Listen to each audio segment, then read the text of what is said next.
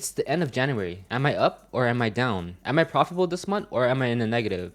Let's find out. Hey guys, it's Will. Welcome to the channel. I'm a part-time day trader trying to become a full-time, and if you guys are interested, you guys can join along with me. Now looking at my journal and my past month, we have more red days than green days. It doesn't always mean that you're red. It doesn't mean that you lost money, because at the end of the day, it matters about your risk to reward. If I was winning more than I was losing and I had really great trades, then I can be up for the month. Today is Thursday and I did take a trade, and I'm going to show you guys right now. I'm going to put it into my TradeZilla real quick. I just downloaded my trade and then I go to right here, add trade. I just drag my TradeZilla, upload it here, and then you will see. So again, another red day. My trade win percentage is 15%. Our profit factor is 0.13%. And my day win percentage is 25%. My average win to loss trade is 0.71. If you guys ever use TradeZilla, then you guys most likely will know if I'm up or down. But I'm going to show you guys right now. I'm going to take out the filter.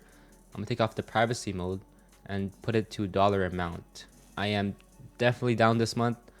I am down $255. Doesn't feel the best. It does not feel the best. I'm just telling you right now. Who the hell wants to lose money? I came into trading to make money, but losing money is the opposite. But it doesn't mean I haven't learned anything. It doesn't mean that I'm going to be red forever. It just means that I'm red now, and what I do now is going to dictate my future. What I do now today, what I work on today, is going to make me a better trader tomorrow. It's going to make me a better trader next month. And who knows, maybe next month I'm still down, but it doesn't matter. I just got to keep trading. I just got to keep journaling, and the next month I'll keep doing better. It may take a year, it may take 2 years, but whatever I do today, whatever I do next week, whatever I do next month will push me forward to become a better trader next year, next 2 years, or in the next 5 years. If I can make 100K in a year in trading, I'm already happy. But the goal is obviously to make a lot more. I'd rather make 100K in trading and doing what I love, having a passion in trading. I'd rather trade than go into a job. I don't have to physically get off my desk, physically get out of my house and drive my car to go to work. I don't have to feel like I'm getting told what to do. I can do whatever I want and whenever I want. If I want to go somewhere, I'll go somewhere. If I want to sleep in, I'll sleep in.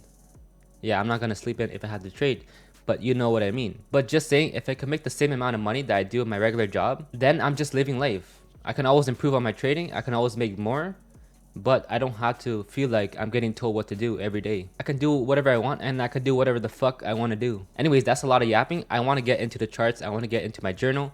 I want to get into the January because it is one of the biggest lessons I learned in a while. Before I give you my whole recap on January and what my thoughts are, I do want to break down the Thursday trade, which is today, that I took, and show you what happened. We see here on Monday that I finally won a trade. Finally a green day. Even though right here it's a green day, that was a break-even day basically, because you can see I only won, I didn't even win $1, so that's break-even trade basically. I'll break down this Monday trade right now. I did only win 17%, so it is only a 1-to-1. I usually aim for 2-to-1s or higher, so it is a break and retest short that I did. So my levels here is that the 516 level on the QQQ and the 598 on the SPY. On the Monday, I was looking for a break and retest because that is my strategy. I look to long or short the market depending on what the market is showing me. You can see that the market did try breaking this level, but it got rejected. I did not try to short it because I don't like shorting it like that. I like a false breakout, which it did. It broke up, it rejected, and filled back down this level. So once it filled back down, I looked for the retest down here, and I looked for the short. My big target would be the 506 level, and probably this 20 SMA on the SPY, or these demand zones down here. But I knew that these SMAs down here and these demand zones could hold up, so my target was just a 2-to-1. Essentially, I should have got a 2-to-1, but I was testing out a sell order and it sold really quickly, so I didn't even get to see the trade play out. It did work out at the end, and if you guys want to check the full live trade and understand what fully happened that day, then you guys can check my last video. Moving on the Thursday, which is today, I did not log my trade yet, but I did lose a 30%. It is a valid loss, and I'll show you guys right now. This right here is the previous day, which was the Wednesday, and then today was the Thursday right here. What do I normally look for? Is a break and retest. If it breaks this level, I can look for retest long, and if the market is weak, I can look for a breakdown, retest, and short. Going to the lower time frames on which I trade, which is the 2-minute time frame. My game plan for today was to retest this level and long if it was showing me, but if it was weak, then yes, I was shorted. I did try to short this area when it broke down and it retested to the 517 level, but it did not go to the 517 level. I'll show you guys the live trade right now and then break down what happened. Order filled.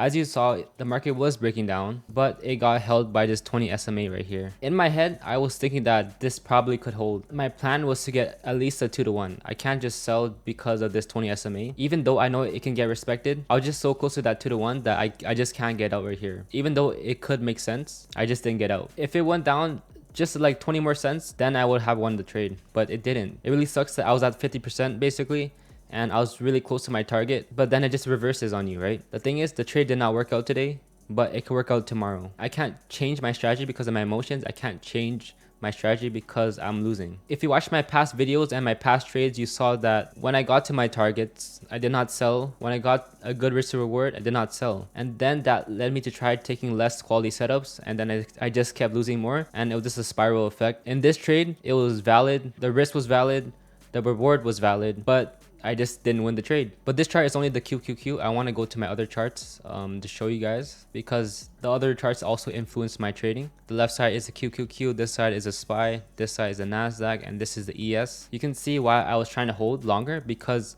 you can see that the SPY broke down the 602 level, the ES broke down the 60-70 level, and the Nasdaq started to break down this level. I was thinking that the market can just go down lower, but also in my mind I thought maybe it wouldn't work, because you can't really see it right here, but the 20 SMA is on this level as well. If I move this away, the blue line is here. This is the 20 SMA right here. So what I thought was that it can just hold this level like that and then just go back up. I didn't really believe that the market could just break down fully, because I knew that these SMAs are here, but I thought maybe it could go down further, at least to the 517.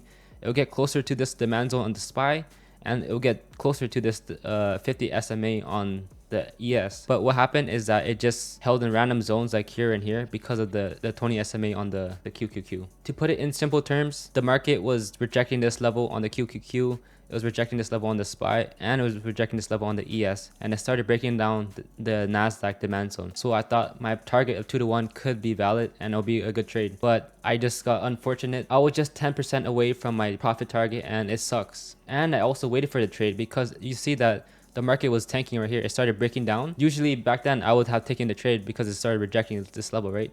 But then you can see that it started going back up. It started wicking back up these green candles. But what I look for is the breakdown, the retest, and the short, and the continuation, right? I really need that retest. I can't just chase the downside like this, because it can just get back on your face and then you can lose the trade. As you can see, it broke down, it started retesting this level, and then I got interested to get in the trade. So then when I got in the trade, I put my stop loss, I put my profit target, but it didn't quite fully get into my target, and that is part of trading. So that is the Thursday trade for this week. I am down, but if I actually didn't troll and I actually won the 2-to-1 on my other trade, I would have been up this week, because this $14 should have been around $40-ish, and I would have been up because it should have been a 2-to-1. If you do like 40 minus 30, then I should be up a tiny bit, but it is what it is.